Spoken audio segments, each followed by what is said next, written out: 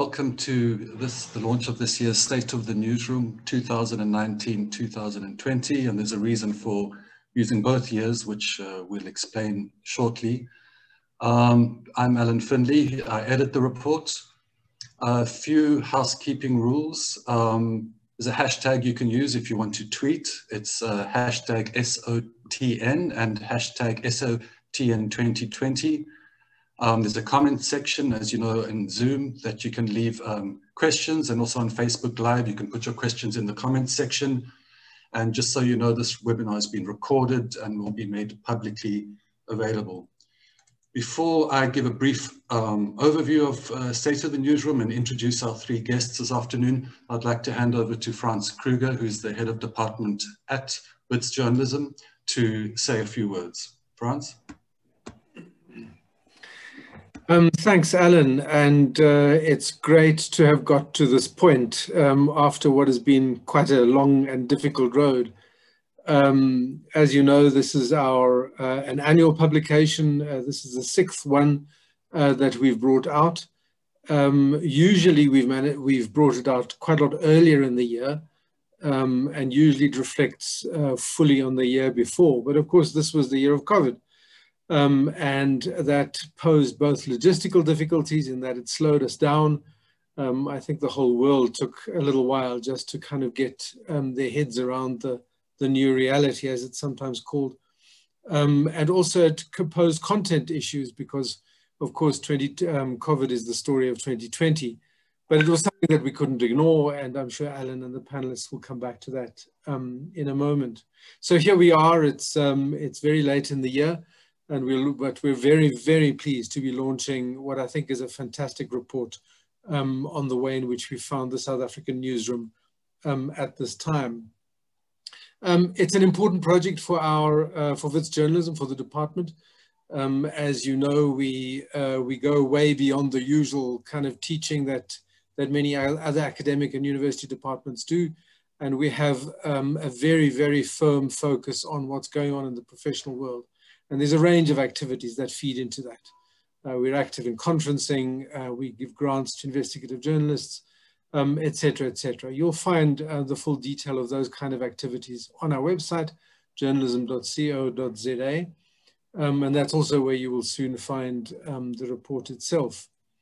But my point is this, is that for us to have a look at the state of our industry, as on a regular basis, I think it's an important activity for us, and we're glad to be able to launch it for this year.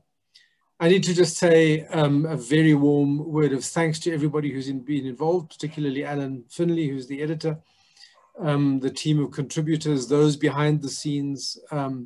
You'll see that the report this year has got a brighter new look.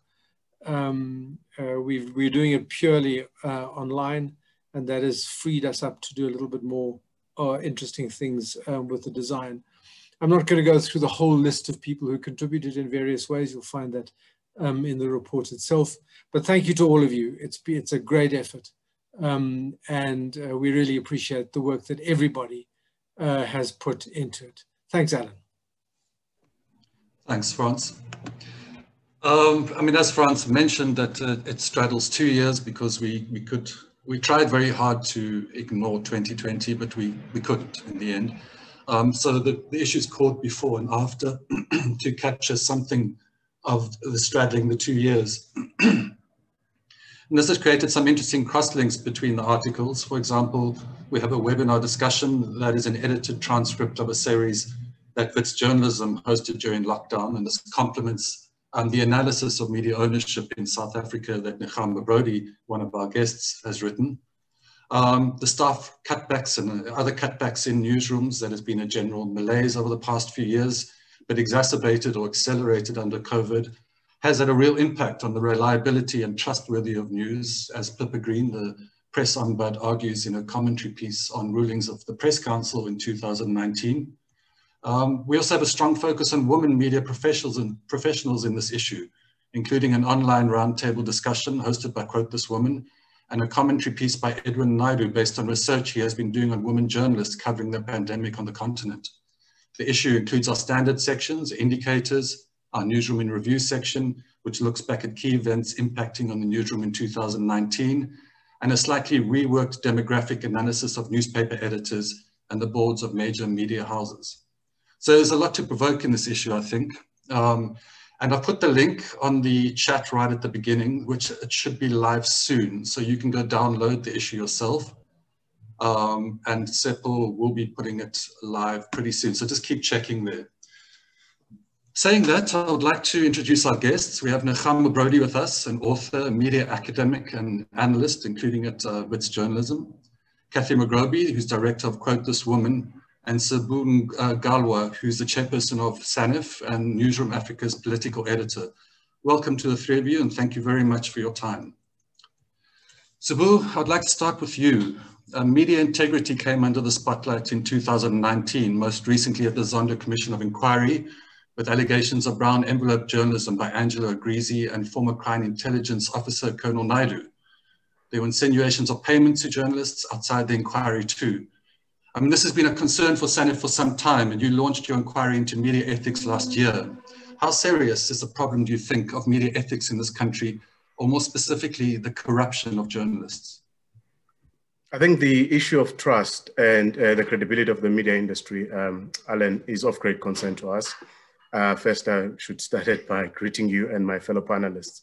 I think the most important, in fact, when Angelo Grisi went to the Zondo Commission and made those claims, when we issued a statement afterwards, part of our concern was the fact that he spoke about journalists without mentioning who those journalists were. And we said that we'd believe that it would have been important if perhaps he had done as Captain Naidu had done, where he mentioned Ranjani Munusami, and she was able to respond and actually deal with those allegations, although she has not yet to take the stand. But I think the most important thing here is that such allegations are actually quite damning on the industry and actually quite further exacerbate the trust deficit that exists between us and the general public. But I think also the concern also has to do with the fact that as the Grisi made those revelations at the Zondo Commission, we already were coming from a year where there was those clamped down by the Sunday Times and an admission on their part that some of their reporting, particularly on the rogue unit or so-called rogue unit at SARS, that they had been influenced by, I would say, those who had wanted, those who were involved in the state capture project. So you can see how that actually hurts the industry. And I think that's why we, as Sanef, we thought it important that if we are to regain the trust of the public, which we do not know for a fact as to what extent we will go in terms of regaining that trust. But the reality is we have to start by introspecting. We are the ones who shine the light on everyone and call on members of the public and also the politically elite to account. We should also be able to do that as well. I think for us, looking forward to the release of the report, I must say though, just for the record, report will be available in fact, the judge will complete the report and hand it over to us this coming weekend, and we will be able to deal with it as the Sanef Council at our next meeting, that is on the 5th of December, and after which we will be able to share it publicly in terms of what its findings are. I mean, we do have a vague expectation of what that report contains, but I think what is important is that we must be able to start conversations and start nationwide conversations that are looking at reclaiming or clawing back some of that ground that we may have lost during this period. And I think also if you saw the events of this week, where there was that Twitter furor around the Tumamina WhatsApp group, where there was deliberate disinformation by a journalist. I mean, we know that as the media, we are facing a threat of disinformation, usually coming from unknown sources. But in this case, it was a journalist by the name of Pete Rampedi who has actually taken it upon himself to be what I referred earlier to Franz as the biblical Samson of our times and taint their reputations of reputable journalists in this country and by extension taint the entire industry. So it is important for us to not only take steps to remedy that, but also refute such claims and challenge such narratives whenever they arise. Just lastly, Alan, on the issue of the Tumamina WhatsApp group, as Sanef, we do say that while the name of the group is quite unfortunate, but the reality is that that was just one of the many media groups where media statements are shared, and they are not part of any faction that is trying to advance the political agenda of anyone. But we see it as a deliberate disinformation that is intended at hurting the industry. Thanks, Sbu. I mean, the problem of journalists creating disinformation does seem to be an increasing problem, probably across the continent too. As you know, we use the Sanef media releases to create our press freedoms index in the issue. I mean, several media freedoms problems were constant for 2009. There was the harassment of journalists by political groups, online harassment, which is every year we seem to be having a problem with that, and that's unlikely to go away very soon. But there were some new issues, I mean, journalist ethics being one of them, but also what appears to be the harassment of journalists by state security agencies, including the surveillance of journalists. And I guess I'm referring here specifically to the Amabungani's Constitutional Court challenge in 2019 of the surveillance law, where these cases are becoming more apparent now, more public. In your opinion, what are the real threats to media freedom at the moment in South Africa? I think I mean, we've always had issues of media freedom, what I would call for India media freedom challenges. But I think what COVID-19 period has shown us is the increasing number of cases of particularly the police and the security agents, law enforcement agencies, their intolerance against journalists. If you may recall that video earlier in the year where the journalist from News 24 was shot at by police while covering a story in Hillbrow, even though she had identified herself as a journalist. There have been other instances also of a journalist from Newsroom Afrika, Mweli Masilela, was shot by the police. Even though he had identified himself as a journalist, was shot in the face with a rubber bullet. But I think the one that stands out, and which is quite an embarrassment for us as a country, is the fact that we had a journalist in the Free State, Paul Ntoba, who was harassed by the police and assaulted. And when he tried to open a case, he was further harassed by those police who threatened to actually arrest him.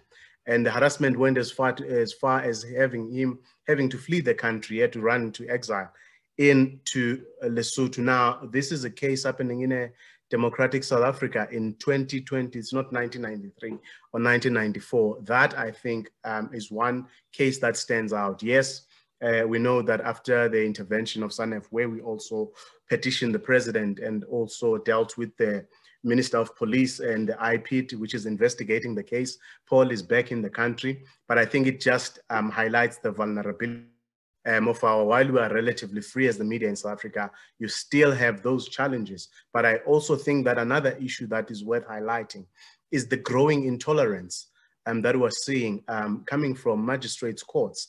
And I don't know, I think as someone who has edited a newspaper in the Eastern Cape, which is the Daily Dispatch, I kind of know that in a rural province like the Eastern Cape, we had a number of those challenges where magistrates were actually behaving as pretty much a law unto themselves, where they could just decide arbitrarily that journalists cannot work, whether they have asked for permission or not. I think what has highlighted those cases now is the number of high-profile cases that have been in before magistrates' court. One among those being the case in Senegal, where it dealt with the case of the killing of the young farm manager there, and then the case of Julius Malema and Buiseni Ndlozi. That was before the magistrates' court in Randburg. I mean, we've had to fight with, literally fight send lawyers to represent us in those court cases so that journalists can be allowed to work. And what we have done, and this comes on the back of the work that we have done with the Magistrates Commission, where we've kind of agreed on the terms of rules of engagement, where journalists apply for access and what the rules are. In fact, the rules are set out in terms of what ought to happen, but it looks like this has not filtered down to the magistrate. So that was brought into sharp focus by some of these high profile cases. But as I said, in rural provinces like your Limpopo and your Eastern Cape, there have been ongoing issues for journalists in those areas. It's a very worrying scenario. And I mean, it doesn't help when in 2019, we also saw a kind of disdain shown by some senior politicians towards journalists when they ask questions and so on. So it's sort of, sometimes you feel it kind of, there's a lack of leadership among senior politicians about how one should respond and treat the media. Thanks, Sbu. Nechama, I'd like to turn to you, which is a slightly different issue of media ownership.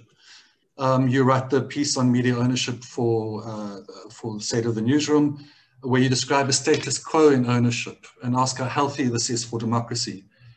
One of the challenges is a lack of diversity in voices and perspectives, and you talk about the media needing to be an active participant in building democracy.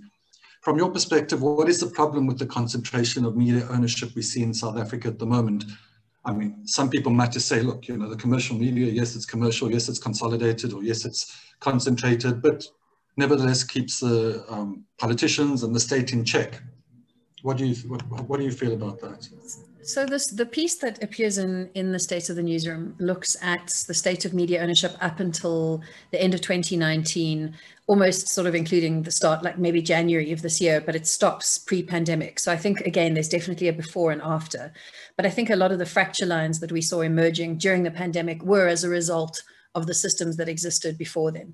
And so it was a very important landscape to assess quite properly. And what I looked at in the article was almost sort of going all the way back to the mid-1990s and to the period of sort of looking at the Comtask report and that sort of stuff, and looking at how media ownership emerged at the start of democracy and was supposed to change. That concentration of media ownership that existed in the mid-1990s, which coincidentally, I suppose, was around about the time that I started working as a journalist, which means, yeah, so my journalism career is as old as, you know, a little bit older than this, well, as old as the state. And seeing how things appeared to have changed in so many ways, but when you drill down, they had not really changed at all. And I also think it's quite important listening to what Sbu's saying and picking up on the issues that you're talking about. I find as journalists, it's still a challenge for many of us to speak out against our own community. It's not done, you know, unless somebody really transgresses. Like, we can all say Piet Rampedi by name because his transgressions are so extreme that we can now say who this person is and the damage that he's doing to the broader community. But as a community, generally, we don't speak out against publishers, against bad editors, against terrible journalists who seem to sort of recycle themselves. And having been a part of this community now for 25 years, I think it was already very apparent to me that the names I know and the names I knew are still the names I knew. So I feel like, you know, the same people are circulating about. And that then poses a massive problem in terms of where we sit as a country and as a democracy, where on paper, the media ownership appears to have changed quite dramatically. But what we still have in this country is a concentration of commercial media ownership within either literally the same interests or within very similar interests. And so that's actually the level of diversity where there's a problem. What companies have done is they've diversified their newsroom, mostly, to be honest, by retrenching older white employees who had experience in news, and I'm talking about sub-editors, managing editors, and they've done that by hiring young Black journalists, often graduates who had less newsroom experience, and then who are chucked into the newsroom without the same mentorship or guidance from older experienced people that I had, for example, starting off as a journalist. And so what they've done is they've achieved a sort of diversity on paper at a junior level, but there hasn't really been that same diversity at kind of a thinking level and at a publisher's level. And I also want to point out, while I was working on this piece, how hard it was to really pin down who owns what in South African media. When you go to many of the media companies' websites, their ownership structures are not transparent, even in their annual reports, if they publish those. But it's not actually easy to go and say, right, this company owns 100% of this or 60% of that. The worst obviously would be Iqbal Survey's independent group, where the ownership structure is so, it's kind of like a broken telephone of ownership structures, where to try and understand who owns what is very, very tricky to unpack. When we start to look at that, though, so there's really not really, for me, a big shift between where we were in 1996 or 97 and where we are now. But what we have seen is we've seen this erosion of what should have been checks and balances for those. And I think Sbu made the point, that we've always had problems. So I don't believe that any of these things are new. The pandemic, for example, the pandemic has highlighted the issue of childhood malnutrition in South Africa, but it wasn't a new issue. So it's just made us more aware of the problems. And in the same way, the pandemic has made us more aware of how problematic some of these newsroom structures were.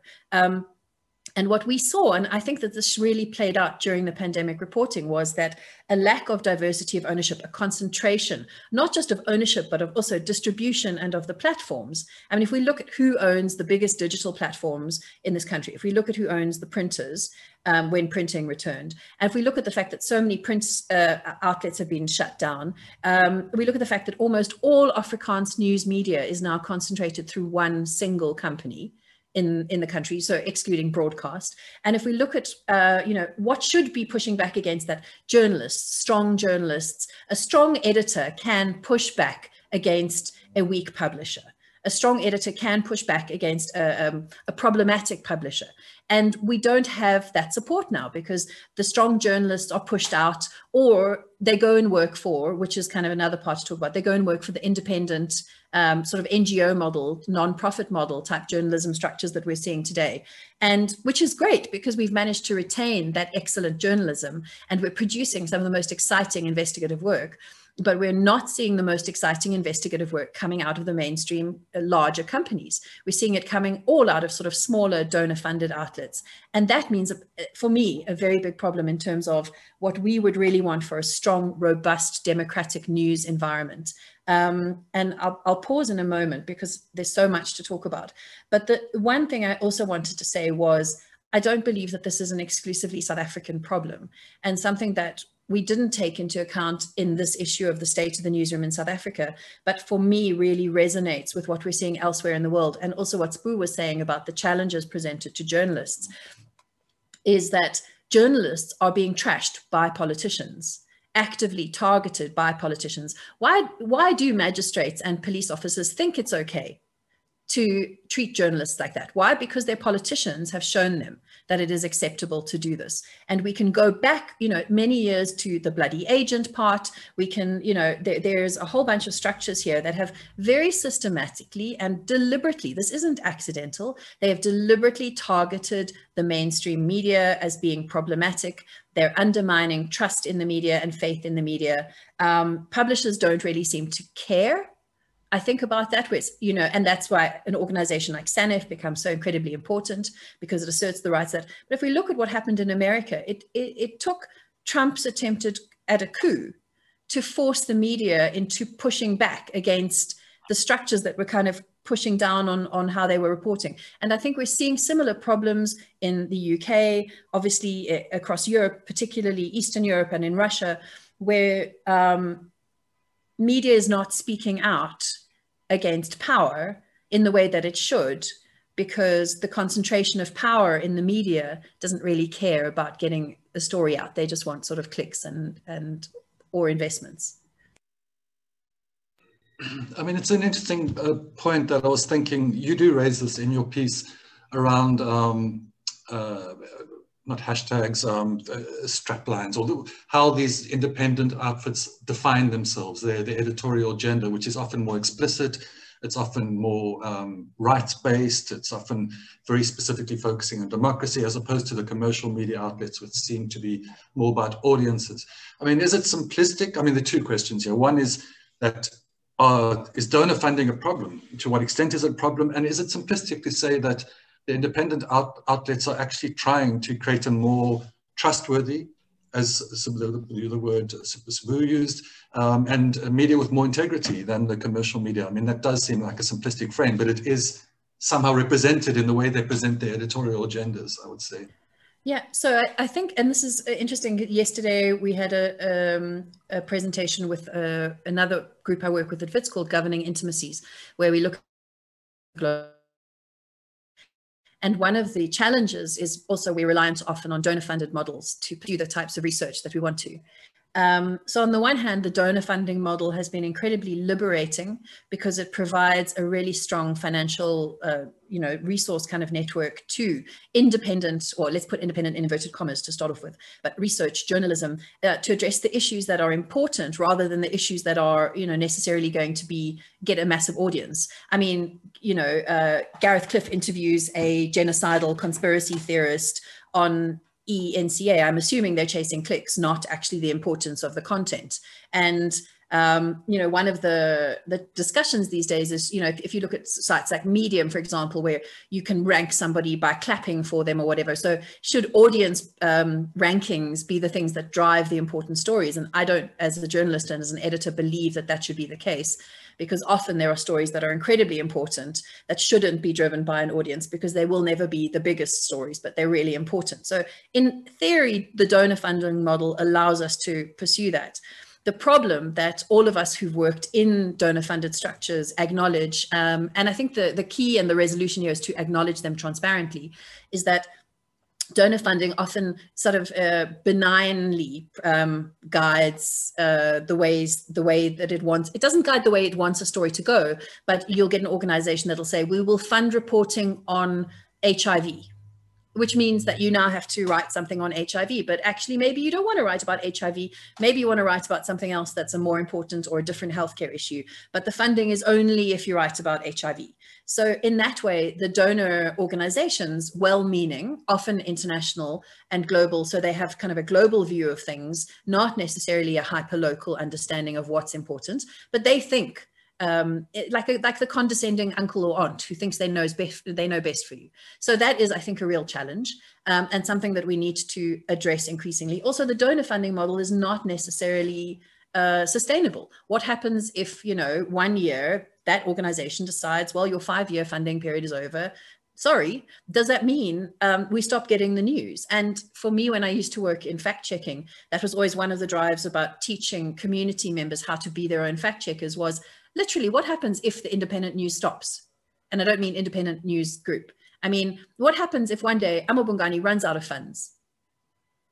We need those stories. We still need those stories to be covered. And that means that as community members, we have to enable kind of civilian thinking and reporting to start thinking along those lines, because we can't only rely on sort of the goodwill of a rich philanthropist to keep funding independent news. So multiple challenges there, but again, the key will be transparency.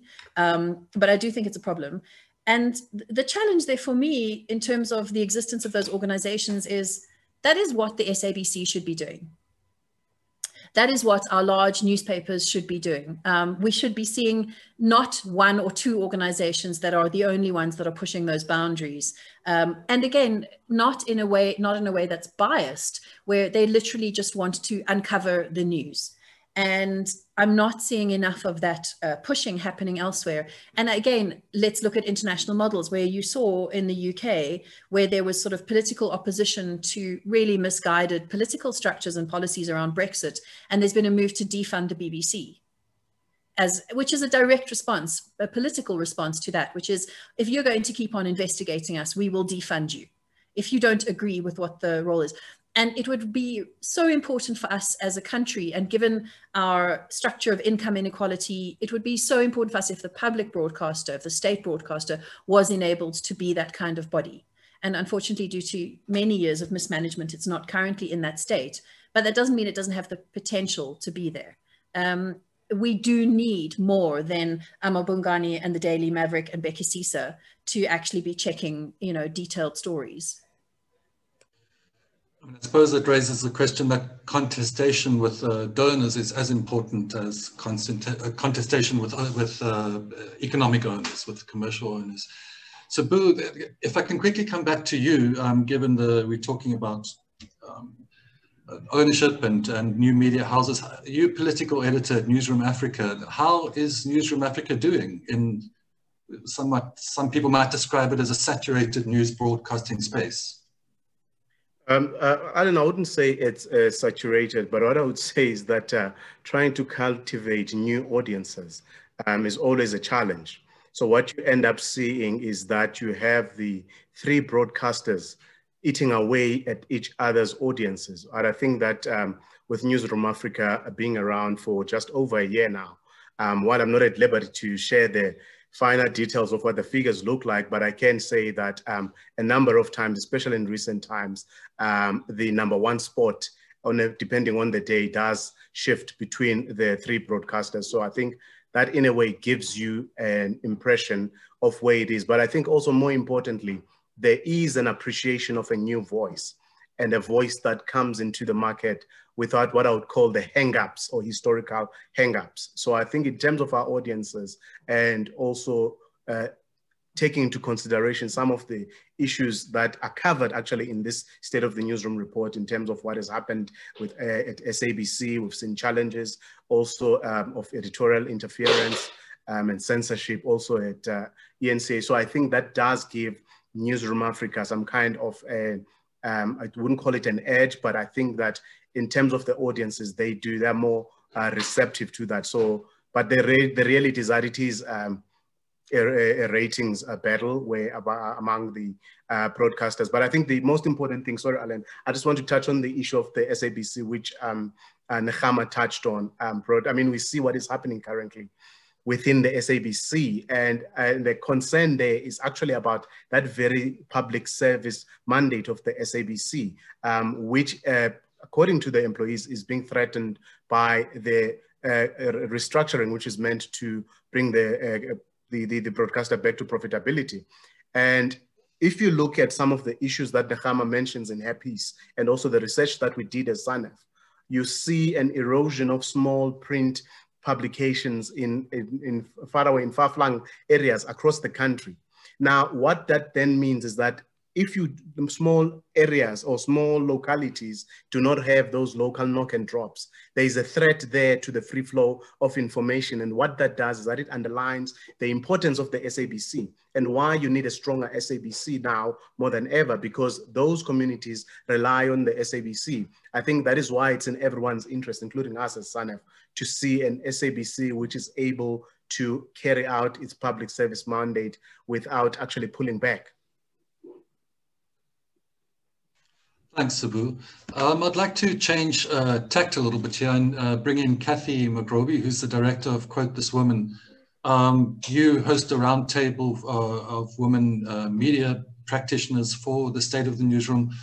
But your main work really at Quote This Woman, Kathy, is about encouraging journalists to access more diverse sources and experts, in particular women, but also gender non-conforming people, queer people, people with disabilities. And you write about this work in a commentary piece in the State of the Newsroom. Tell us a little bit more about how successful or difficult this has been. So has it been successful, Alan? Yes, it has. Has it been difficult? Yes, yes, yes. It's been incredibly difficult. You know, getting sources from marginalized groups, especially women, to finding them for our database on our incredibly limited budget has been really hard, and coaching them to a standard where they are ready, media ready, is really difficult. And one of the problems we faced has been that women especially don't necessarily put themselves forward. So we know there are great women experts out there, but they don't necessarily put themselves forward and say, hey, I'm an expert on XYZ, I want to join your database. We have to actively look for them and encourage them to join our database. That's one of the problems we've had. And then there's that issue of the women with voices not necessarily wanting to stick their heads above the parapet. We had the issue of Glenda Gray making a lot of the women on our database around COVID feel quite risk averse, the way that she was censored during COVID for the voice, for using her voice in the media. So that's been one of the problems that we've had. The other thing, there's that great saying that what gets measured gets changed. So when we started Quote This Woman, one of the things we did is we went into newsrooms and we'd ask journalists, news producers, editors, how many women do you think you're quoting? And generally we had found that regardless of who we asked, people would overestimate. So they'd think that they used a lot more women sources than they did. So generally across the board, the average is only 20% of voices used as media sources are women. The other 80% are men. And almost everyone would guess much higher. They'd say 35 to 45%. But the thing is that we just don't have those stats when it comes to the other marginalized voices. So people living with disability, people living in rural areas. We don't even have those stats about women in rural areas. So for community media or media not in English. Organizations like Media Monitoring Africa have done great research to give us that 20%, but we're actually actively looking for funding now to find out how many African language newspapers, radio stations, etc., what their stats are around quoting women. Is it 20%? Is it higher? Is it lower? Because actually right now we just don't know. Yeah, Sbu and Nechama spoke about the SABC and the role it should be playing and the role it's not playing to some degree. What is your view on, given your interactions with the SABC? Yeah, so interestingly, when Quote This Woman launched, which was just before the 2019 elections, the SABC was incredibly open to us. But when we went in there, we definitely got the sense that it was still an incredibly patriarchal organization.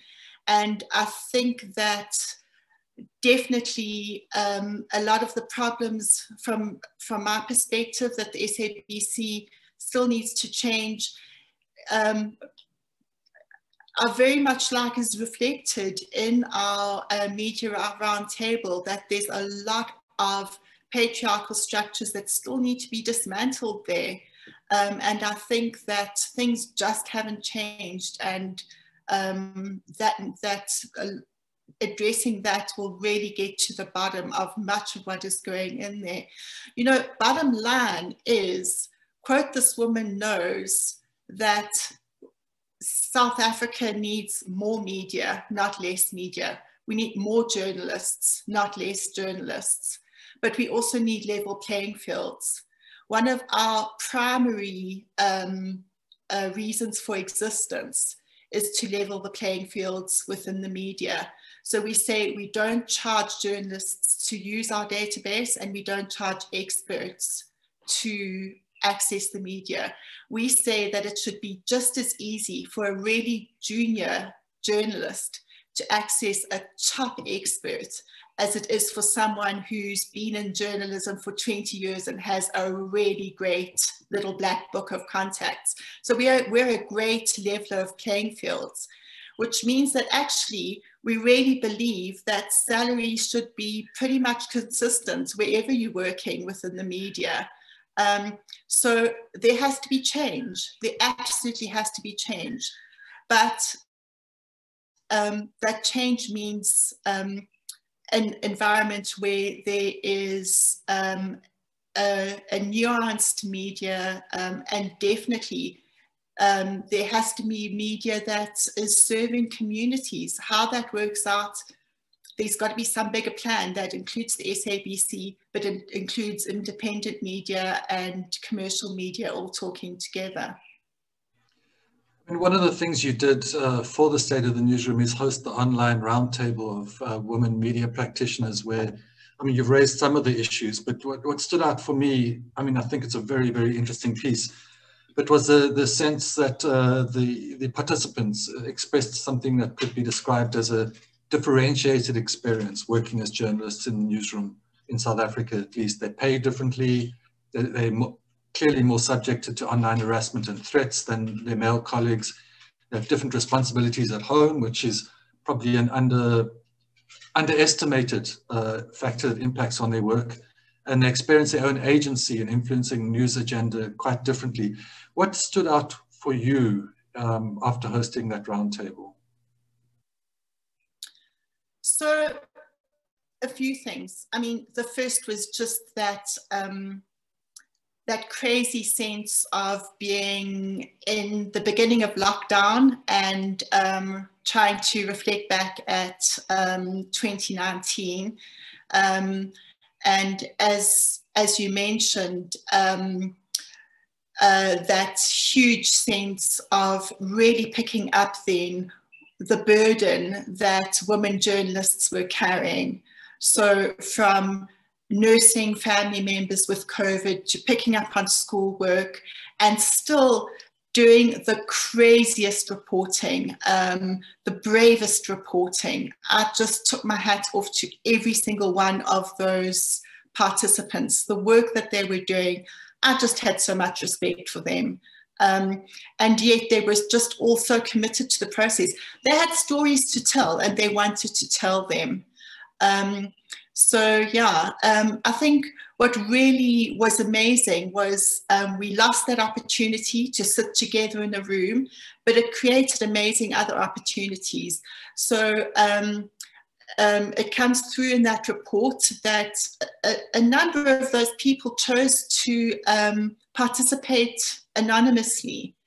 And that was huge to realize that in 2020, fairly senior participants felt that their voice could speak truth to power more authentically if they didn't put their names forward. So there's fear of, within the structures that they work within, what would be thought of them or how it would be held against them if they spoke honestly about their experiences as women. I mean, that's profound. It's something that we all need to think about. But it was great that we had that opportunity to have a platform that those voices could be anonymous. So that came out strongly. The other thing that came out really strongly was that there's a need for platforms like this. Afterwards, a significant number of the participants contacted me and said that there'd been something really good about being able to talk like this, and that it would be great if somehow there could be more forums like this for women within news to talk to each other and to tell stories, important stories in this way. So I think those were important things that came out. Interesting, their response. I mean, I would have imagined there would have been other platforms like this, but if there aren't, it's very interesting, I find. Yeah. I think just to respond to that, maybe they are, but I think the other point is that this was a platform perhaps more inclusive in that it went all the way to community media and community media in rural areas, and also junior, we went all the way from editors to junior reporters and freelancers. And so we really made a big effort to be more inclusive than just Joburg, Cape Town, main media groups. Thanks, Kathy. Nechama, if I can bring you in here, and I'm sure you have a perspective on the role of women journalists in both in practice and in management positions. We do a summary of the editors of women editors of newspapers, and then this year we added in the State of the Newsroom a summary overview percentage-wise of women, the demographics of people who sit on the boards of major media houses, and of course this can influence content, can influence processes, and so on. And what we found, of course, is that in terms of racial transformation, things are looking very strong. In terms of gender parity, less so. But about 30% of the people who sit on boards are women and newspaper editors. What is your view, Nechama, of this scenario, of the role of women journalists in the South African media landscape? It's a toxic environment, and if you want to stay in the environment as a woman, you either have to, I suppose, become toxic yourself, and I'm sure several of us will have worked with some senior female figures who have been quite damaging in some ways, as in the same way as the male editors or publishers are. Or else you have to create your own space, which is also what I see, you know, very talented female journalists often get so fed up with the state of things that they go and they create their own media companies, which was perhaps easier to do sort of, you know, 10, 15, 20 years ago, and is quite challenging to do now, but is still something that people are doing. I think particularly for Black women, it's incredibly toxic because, I mean, I find the men in senior management are incredibly patriarchal, often very misogynistic, and are much worse behaved towards Black women in the newsroom environment than they are towards white women. There's less of a filter. Most of the Black female journalists I know that were incredibly strong and talented have all moved into the private sector because there's so much more money to be made and you don't have to put up with as much rubbish from sort of a misogynistic boss. And I mean, that is, again, that's the reality of things.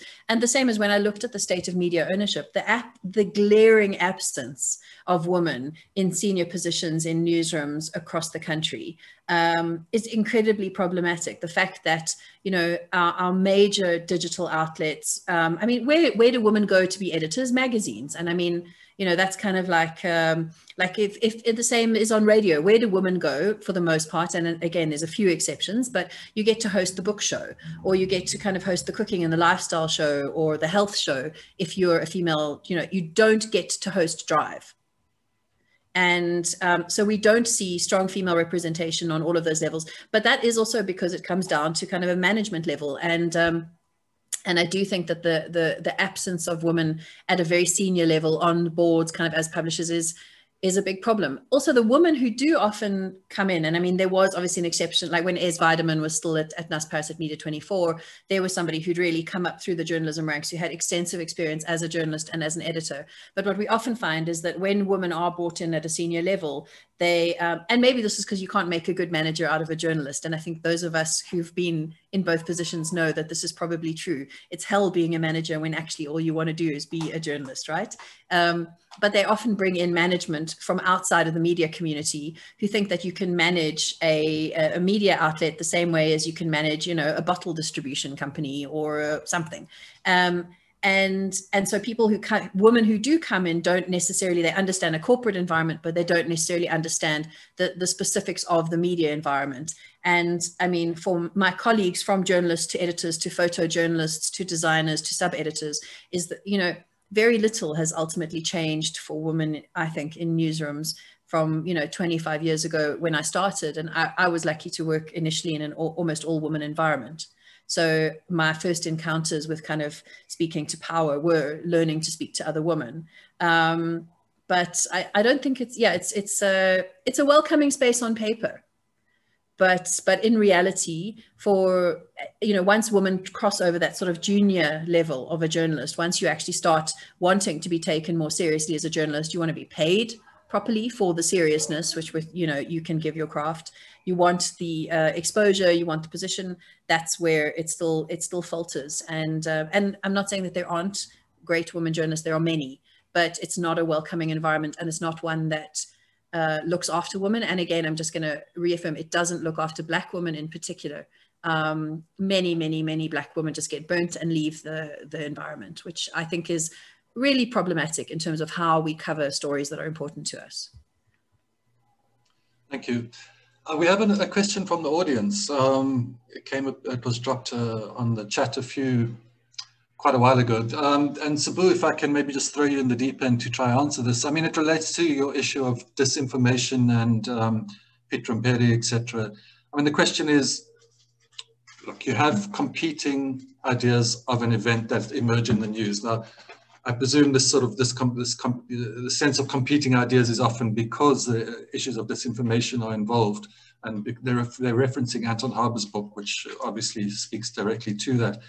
And the person wants to know how do you navigate that as an audience, as a reader, how do you navigate the daily news with these competing ideas? Is it a question of media literacy?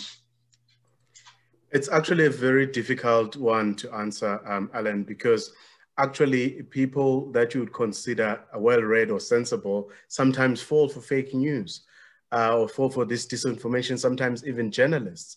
And I think part of the problem is this drive or this race to be the first to break the news. And I think that's what also compounds the issue. And it is tied to it is also the level of, as you would say, media literacy, where you'll find that sometimes an important role that is of publishing online, for instance, is given to a young journalist who is less discerning and has a lesser, what I would call, editorial filter than would a senior journalist. So you do have those challenges in place. And I must say though, for a reader, actually, it becomes even more, I mean, if you look at WhatsApp groups, I think WhatsApp groups are one of the most toxic environments where even family members, the stuff that they share, believing it to be true, I think it just underlines how great a problem we have with disinformation. And for me, what makes it even more difficult is that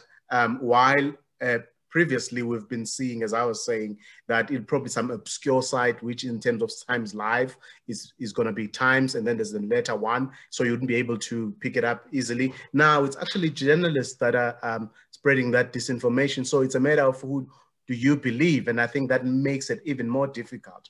Now, lastly, one of the things that talking about the sustainability of the media industry going forward, part of the discussions we are having, particularly as Sanef, is around efforts, what we can do to sustain journalism. And one of the ideas that came up was actually the issue of zero rating of credible news providers. Now, the question is who is credible and who is not? And that perhaps because South Africans already pay a lot of money to buy data, and then they are also expected to get through paywalls, how do you bridge that gap? That perhaps one of the tools we can do, which is a conversation that is not developed, which are still starting, is to say, how do you make sure, can we get to a point where we kind of like filter through the sites where you have some stamp of approval that says Nechama's site is a credible news site, so that it makes it easier for a reader to filter, because it is really, really difficult, as I said, even for us as journalists sometimes. But these are some of the discussions that we've started and which are not fully developed, which I would invite all parties that care about the sustenance of the media in this country and its role as an underpinning pillar of our democracy, to be part of those conversations as to what we can do and also what lessons we can learn from other localities. Nechama, you wanted to add something to what Sbu just said? I did. Thank you. And because a couple of things emerged from there that also responded to something that Kathy was saying earlier. And the short answer to this question of how do we trust media, when you look at kind of different reporting of events, is we need more reporting. And that means we need more outlets. So if there are 5 outlets covering a story, you can actually read 5 different versions of the event, and you should be able to use your own critical thinking facilities to sort of piece the pieces together. If you only have one outlet reporting on it, or you only read one outlet, then obviously you're not going to get the benefit of that. So the diversity of actual news reporting is hugely important. But something that Sbu mentioned there was talking about junior journalists mishandling assaults. And I don't want this to be a criticism just of junior journalists, because junior journalists do not function on their own. We work as part of a newsroom system. So the onus there should also be on editors. But when Kathy was talking about this flattening of access to contacts, is in a sense, one thing that I had to learn as a junior journalist and achieved as a sort of a senior editor was my contacts I have earned because I have proven to them that I'm able to report responsibly. And that's why they talk to me, not because they know my name, because they know if they do an interview with me, I will represent them fairly and accurately. And, you know, that is also part of what you bring as a journalist. And a junior journalist often doesn't have the skill to bring that to the conversation. And that is why they cannot access the big contacts, not because they don't have the phone number, but because I won't speak to you because that trust relationship hasn't yet been built. But that again is something that editors need to bring in. And that is why the sort of the evisceration of like the middle level of the newsroom was such a terrible strike against sort of the, you know, the strength of the news that we were able to produce. So I think, you know, we need to consider all of those things. And just another point, there is another way that we can actually determine which story to believe when we read multiple stories is to encourage newsrooms to follow fact-checking methodology, which is made freely available, not only through Africa Check, but most fact-checking organizations, professional ones, lay out and share their techniques, which is if you lay out the evidence for people and you link to the original source, you're more transparent about that. And that is a major shift in terms of news reporting that we're going to have to take into account. But I do think that we cannot expect to flatten or remove the hierarchy of newsrooms that have existed since newsrooms were developed. What we have to do is strengthen how that relationship works between the junior reporter, between a senior reporter and editor. Those relationships have to be strong. In the absence of I mean, Sbu, you know, you'll know, and Alan, if you don't have a strong editor, you are not a great journalist. And that's what great editors do, whether they're the editor or a senior editor. So it's really important that those relationships get the attention. Sbu, if I might just ask you, in Newsroom Afrika, I mean, do you guys pay special attention to these problems of structure, of having the strong sub-editors in place, etc., the producers in your case? I mean, is there special attention given to that? I think as with all newsrooms, there are always attempts to improve the content, but at the nature, and I think the vagaries of broadcasting is the immediacy.